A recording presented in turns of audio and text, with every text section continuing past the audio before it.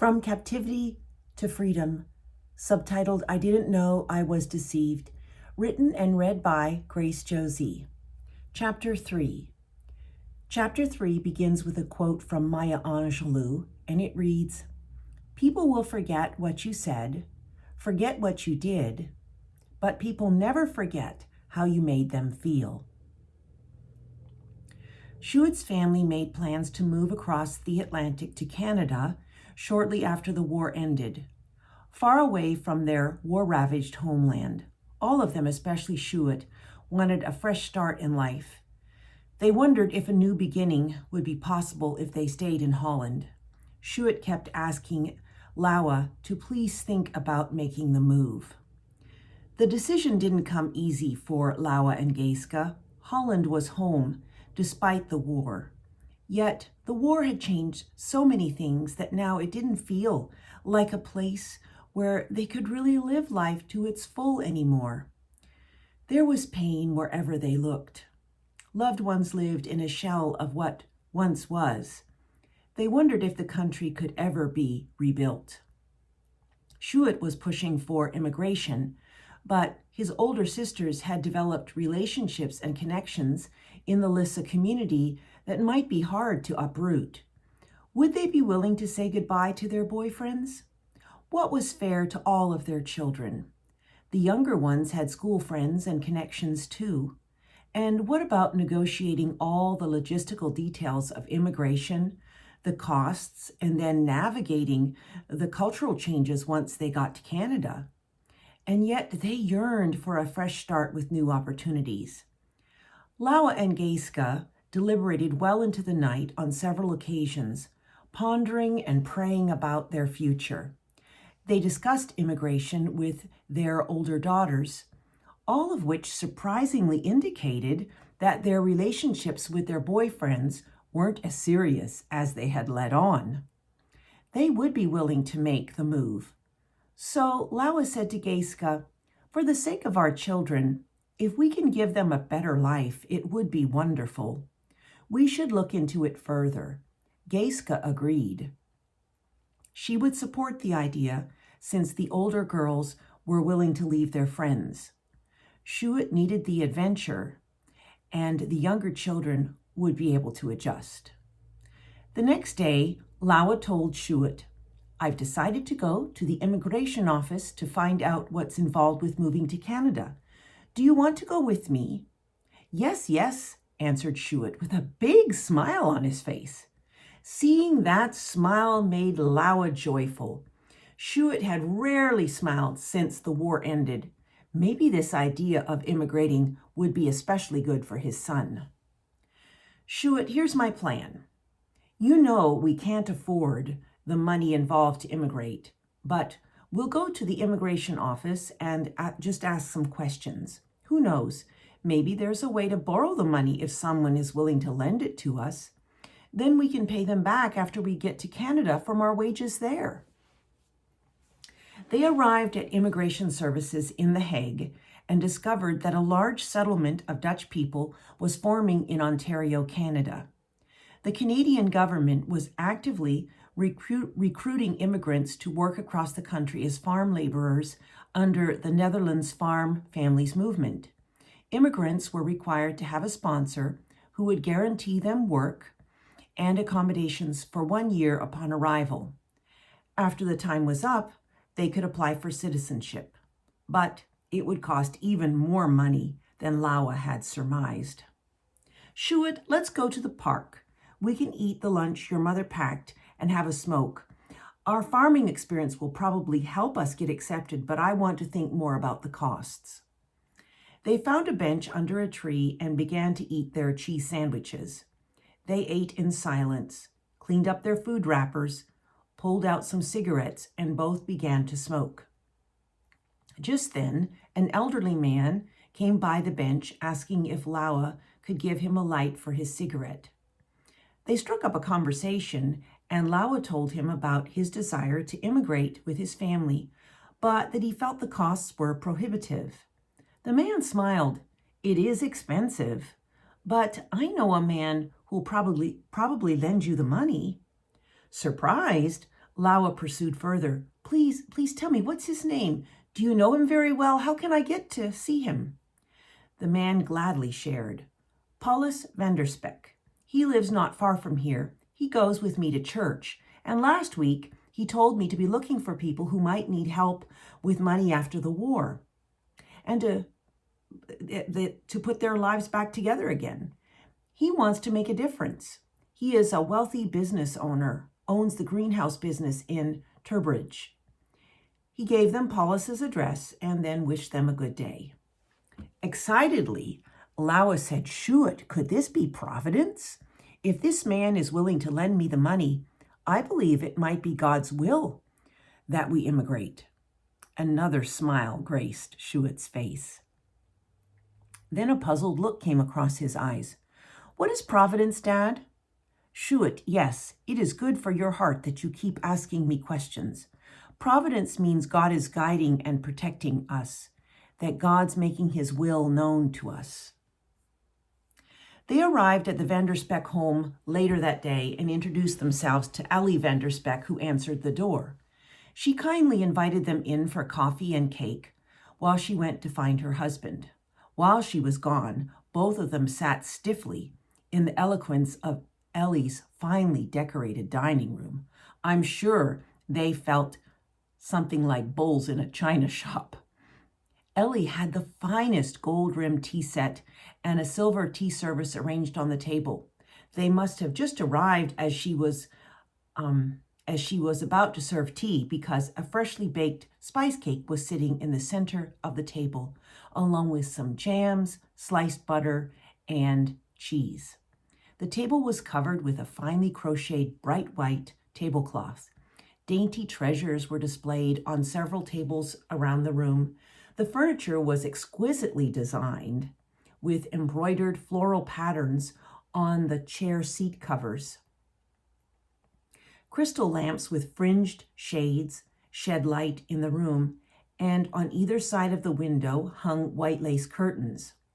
Smiling at Sjoerd, Laua said, Better that we both sit still and not walk around.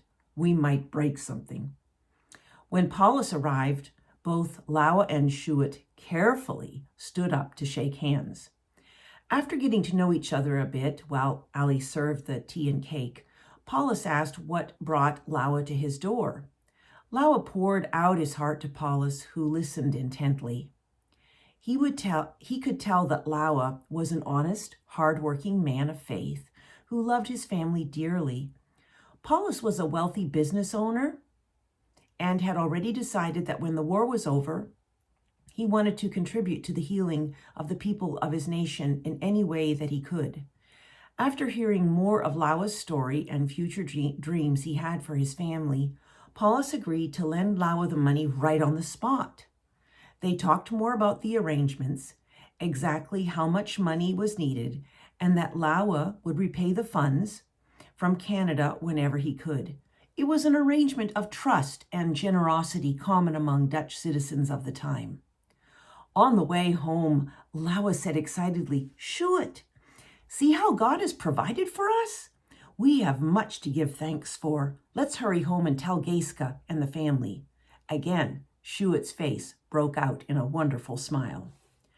For a year, they prepared for the move, saving every guilder they could. Guilders were the Dutch currency of the time. Laua worked extra jobs in the evening and on the weekends. Sjoerd contributed the money he earned from his job in the tulip bulb business, where he and Laua continued to work during the months after the war. Sjoerd's siblings also pooled their money. Finally, they got the papers in order for all 11 family members. Then came the painful goodbyes to relatives and friends. Despite this difficulty, their determination to make a fresh start gave them the power to overcome the heartbreak. They left Amsterdam for Halifax, Nova Scotia, on May 26, 1949, via the RMS Aquitania. Families were allowed a large box container in which to bring personal belongings, including some furniture. Laua had made a box out of planks for his family, according to the specifications for size as stipulated by the ship company. "Look," pointed Sjoerd, "there's our box on the hoist." The whole family stood speechless as they watched the ship's crane lift their container from the harbor to the ship's cargo area. Then a voice called from the gangplank, "All aboard!" The family got in line, papers in hand. Some were anxious, while others couldn't wait for the adventure to begin. Gaiska consoled herself with the thought that though she would miss her relatives, especially her mother, that she still had Lawa and all 9 of her children with her despite the war. She was determined to be thankful. The Aquitania was immense, more like a building than a ship. Sjoerd's family went tourist class and found their cabins furnished with bunk beds. Meals were served on board the ship. The common rooms were extravagant, decorated in the heavy oaks and velvets of the Edwardian era. Sjoerd found the architecture stunning to look at and ran his fingers over the smooth wooden stair railings and across the plush velvet curtains. He had never seen anything so rich and fancy. The voyage lasted about 11 days. Upon arrival in their new country, Canada, they settled in a small town called Munchie, near London, Ontario, Canada. Canada was not the utopia they had expected, but the country was peaceful, and they were grateful not to be confronted with constant reminders of the war. Upon arrival, they discovered that their sponsor grew sugar beets. But Lawa and Gaiska were very disappointed to see that the farmer had not been upfront about the accommodations he was supposed to provide for the family. He actually had thought they were willing to stay in his chicken coop of all things. Gaiska was furious and put her foot down, insisting that better arrangements had to be made. So the farmer sheepishly let the family stay with him and his family in his home until he found a suitable house a few miles away. The migrant farm work was physically exhausting. The first months in the fields were extremely hot and sunny, not like the more temperate climate of Holland. Dehydration and sunburns were a big issue until the family learned to drink more fluids and cover up with hats and sleeves and pant legs while outdoors working. Not only did they work long hours in the fields, but they had to walk several miles to and from their house morning and evening. Some days they wondered if immigrating had really been the right thing to do because they felt so tired. But now that they were in Canada, they had to make the best of it. The other migrant workers employed by this farmer were rough people with very low moral values. Sjoerd was constantly on the lookout for his beautiful sisters. He hated hearing the crude innuendos about their bodies at break time and seeing how the men eyed them up and down. He did not want them harmed and decided to carry a knife with him just in case. Everyone who was able in the family was required to work as a field hand to grow and harvest the beets. The farm owner paid them the going wage of 50 cents per hour. They pooled their money for a down payment on a farm. Finally, the year ended and Sjoerd's family had put together enough money to buy their own family farm. $500 was the going rate for a down payment. Sjoerd had changed his name to Gerald. Everyone who immigrated could choose to keep his or her original name or change it to an English equivalent. Having an English name felt good to Sjoerd. He liked the sound of the name Gerald. With a new name, he felt like he was really leaving the troubles he had known as Sjoerd behind. It was kind of like having a new identity. Maybe the problems his old namesake faced would disappear forever. Dutch immigrants from this time in history had quite a strong culture for hospitality and visited each other often, welcoming new immigrants into the community. It was on one of these welcoming visits that Sjoerd met the Enninga family, who had a daughter named Chloe. They initially met at a service at the Christian Reformed Church where they attended together. Sjoerd's family offered to give Chloe, formerly Carla, and her sister Techi a ride home after the service. Chloe was 16 years old. As time went on, their families began to enjoy one another's company and visited back and forth occasionally. It was on one of these visits that Gerald and Chloe were literally thrown into each other's arms. Chloe's family had Gerald's family over for dinner, but they didn't have enough chairs. So to accommodate everyone, they made makeshift benches out of wooden planks resting on the chairs they did have. Enough planks stuck out past the chairs on the corners to seat one person. Gerald sat catty-corner to Chloe, both on the extensions of their planks. Suddenly, those seated on the opposite end of each of their planks got up at the same time. The weight shifted.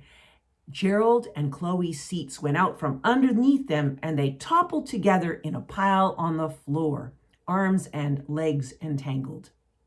It was awkward and embarrassing to have touched each other like this, but everyone else had a good laugh about it, especially Chloe's aunt, who was superstitious. She claimed that now these two young people would begin to have a special thing for each other. When Chloe thought about it, though, she wasn't interested at all. She felt Gerald was way too old for her. He was 5 years her elder, and she was still a teenager. But as time went on, their parents became good friends, and the families continued to visit each other often. One Sunday after church, Chloe's family was over at Gerald's house for dinner. The children decided to play hide and go seek. Gerald and Chloe joined in the game. Gerald was it. He slowly counted to 10 and then found everyone except for Chloe. She had hidden further away than everyone else under a bush by the woodpile. He sneaked up behind her, parted the bushes, and whispered, "I see you, Chloe." Whirling around in his direction, she replied coolly, "It took you a while, Gerald. I thought you wouldn't find me." He smiled into her eyes and then quietly spoke. "Chloe, now that we're alone, I'd like to ask you something. Would you like to date me?" Chloe froze. Time stood still. Even the birds stopped chirping in those moments. She remained in her squatted position, pondering his question as she looked down. Then she looked into his eyes again. Maybe it was the passion she suddenly realized he felt for her that touched and awakened something deep in her heart. She wasn't sure, but something shifted inside. She'd always felt he was too old for her, but she hadn't met anyone else yet, and the thought of becoming an old maid really bothered her. For a while now, she had been looking at the young men in the Dutch community, but none of them seemed interesting to her. Maybe dating someone a little older might actually be kind of thrilling. She certainly liked his company and thought of him as handsome. Gerald just kept standing there, his hands now in his pockets, as he waited for an answer. Chloe looked down at the ground for another minute, deep in thought. Then, looking back up, she stood and straightened her skirt. "Okay, Gerald, I think I'd like that," she answered with a smile. Over the next 4 years, they courted. As they courted, they discovered a deep interest in one another. The notion that Gerald was too old for her began to fall away. He was proving himself to be a trustworthy, hardworking man. Chloe was deeply attracted to Gerald's friendliness, physical strength, tall frame, square shoulders, and the hurt in his eyes. She thought that maybe she could nurture the pain away. Although his strong opinions and fiery personality kept her on her toes. Sometimes he was hot-tempered, which was a little unsettling, but she felt she could handle it. After all, he had never directed his anger towards her. Gerald liked Chloe's boundless energy and quiet demeanor. She was beautiful with her soft blue eyes, curled blonde hair, and slender figure. He thought that spending the rest of his life with her would be the best thing that could ever happen to him. When they first met, Chloe told Gerald about her family. They were from the province of Friesland in the Netherlands. Her dad's name was Bowie. He was a farmer and played the saxophone in the town band, a reserved man who treasured his wife and children. Harriet, her mother, enjoyed gardening and was a serious woman, very organized and a stickler for rules. There was Tetchy, her older sister, who loved to laugh and seemed unable to keep a single thing in order. Needless to say, Harriet and Tetchy had their share of clashes. Then there were Gerald and Andreja, her younger siblings. Gerald, her brother, was quiet and reserved. Andreja was still very young and developing her personality. As they dated, Gerald found out that Chloe was barely 6 years old when the war in Holland broke out. Thankfully, her family had food, though. Living in the Netherlands, in Friesland's farming community, meant that they could grow their own crops.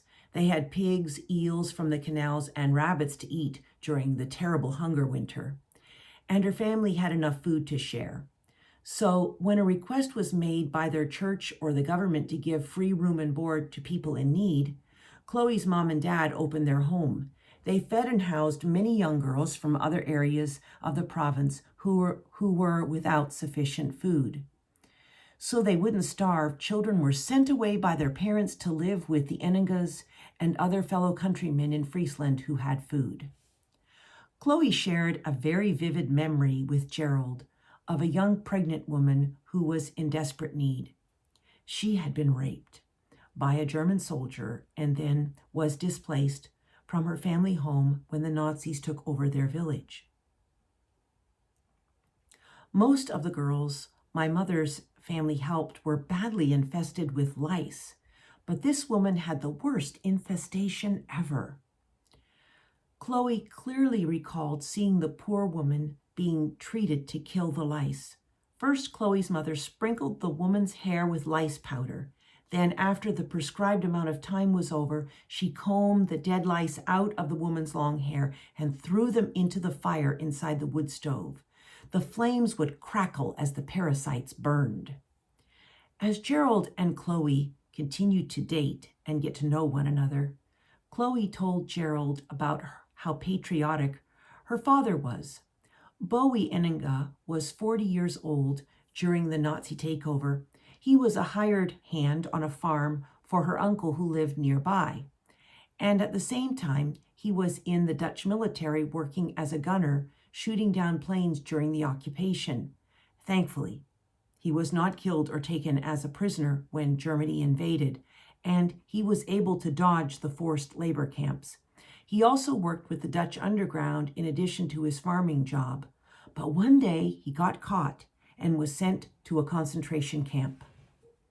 Before his captivity, Boa had insisted that he did not want the family to try to rescue him if he got caught. He told his wife Harriet that it would put the whole family at risk and that he would accept the consequences of being captured even if it meant losing his life in order to save his family. He didn't want to endanger their lives for the sake of his rescue. However, when the family heard that he had been taken to a concentration camp, Chloe's crafty and bold Uncle Duke Enninga decided to bribe the Nazi prison camp guards where her dad was being held. He offered milk, butter, and eggs in exchange for her dad's freedom. The guards must have been very hungry because they accepted the bribe and released her dad. He had been held for a little over a week. They just opened the gate and let him out. Uncle Duke joined him, and they began the long walk home. Bowie was so weak from overwork and lack of food, so the walk was almost too much for him. But it was the safest way home. They could hide in the woods or underbrush if they encountered any Nazis. Chloe told Gerald that when Bowie arrived home, she was so happy that she cried. He looked so weak and tired. The brutality of the experience must have been horrible. All he could do was eat and sleep for an entire week. She remembered peeking into his bedroom for hours and watching his chest heave up and down slowly. She was so relieved that he was safe and with his family again. Thankfully, soon he regained his strength and went back to helping with the underground, farming and hiding from the Nazis. And he never got caught again. Strangely, Chloe's mom and the rest of the family never told Bowie about Uncle Duke's brave act of bribery until they were in Canada. When Bowie found out, he said he was grateful, but that he also felt as though his opportunity to show his patriotism had been thwarted. As part of his work for the underground, Bowie had placed Jews and Dutch boys between ages 18 and 21, some of whom were Chloe's cousins, in the homes of local townspeople. They never stayed long in one place at a time, though. Better to keep moving so the Nazis couldn't track them. And Chloe's father did a lot of other things he couldn't tell her about. He believed that if she ever got interrogated by the Nazis, it would be safer for her if she knew as little as possible about the dealings that he had with the underground. That was the hardest thing for Chloe, growing up in the war. Having even just a little bit of secret knowledge, she constantly worried about what she would say if a Nazi stopped her on the street. She was only a child. How should she respond? Was it okay to lie? But she was never questioned. Gerald and Chloe had many long conversations about their lives, family, and experiences growing up. Chloe told him about how excited her family was to immigrate to Canada. Her story was similar in many ways to his: the preparation, saving of money, the heartbreaking goodbyes to grandparents, aunts, uncles, cousins, and friends. Chloe's family had sailed on the SS Volendam in the summer of 1950 from the Netherlands to Hoboken, New Jersey. A long trip by taxi and train landed them in the small town of Strathroy, Ontario, where a tobacco farmer employed her family as migrant workers. Chloe also found the immigration farm work very tiring. Her hands would turn black from the oils that oozed out of the soft tobacco leaves. She got terrible sunburns too until she learned to cover up. Her job during harvest time was to pick 3 leaves at a time from a tobacco plant and then pass the bunch to another person who tied them to a stick for drying. The young couple spent many hours comparing their life stories and talking about their hopes for the future, something Gerald had given little thought to until the war was over. Up until the transition to Canada, survival was the focus of his life. The war had impacted him much more deeply than Chloe. When he heard the news that America had dropped atomic bombs on Hiroshima and Nagasaki, his worries about the end of the world became all too believable.